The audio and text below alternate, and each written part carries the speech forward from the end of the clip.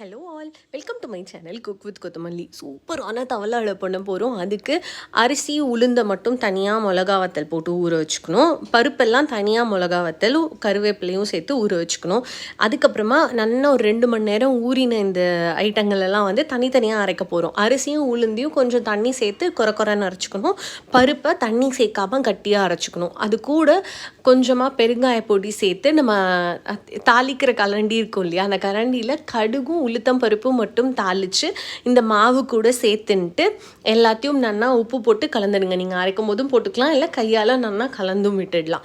கலந்ததுக்கப்புறமா இந்த மாவை வந்து நம்ம வந்து தவளாடையாக வாக்க போகிறோம். நான் இன்றைக்கி 2 டைப்பில் இது பண்ணியிருப்பேன். ஒன்று வந்து தவளாடையாக இழுப்பச்சட்டியில் பண்ணியிருப்பேன், இன்னொன்று பசங்க சாப்பிட்ற மாதிரி சின்ன சின்ன உருண்டையாக போட்டிருப்பேன். ரெண்டும் எப்படி பண்ணுறதுன்னு சொல்கிறேன். இப்போது தவளாடையாக பண்ணுறோன்னா இது இழுப்பச்சட்டியில் பண்ணுங்கள், இரும்பு இழுப்பச்சட்டியில். அப்போ தான் நல்லா சூப்பராக வரும். இழுப்பச்சட்டியில் ஒரு 2-3 ஸ்பூன் அளவுக்கு நல்லெண்ணெய் விட்டுக்கோங்க.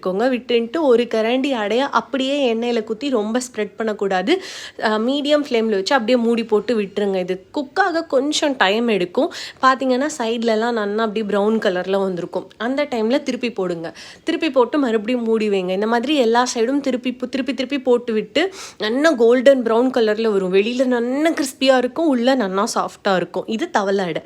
இப்படி வேண்டான்னா இழுப்புச்சட்டியில் கொஞ்சம் எண்ணெய் சேர்த்து குட்டி குட்டியாக உருண்டையாக அந்த மாவை உருட்டி போட்டு நல்லா எல்லா சைடும் கோல்டன் ப்ரௌன் ஆகிற அளவுக்கு பொரிச்சு எடுத்தோன்னா ஒரு பர்ஃபெக்டான ஈவினிங் ஸ்நாக்ஸ் வந்து ரெடி ஆகிடும். பசங்களுக்கு இந்த ரெசிபி கண்டிப்பாக ரொம்ப பிடிக்கும். ட்ரை பண்ணி பாருங்கள்.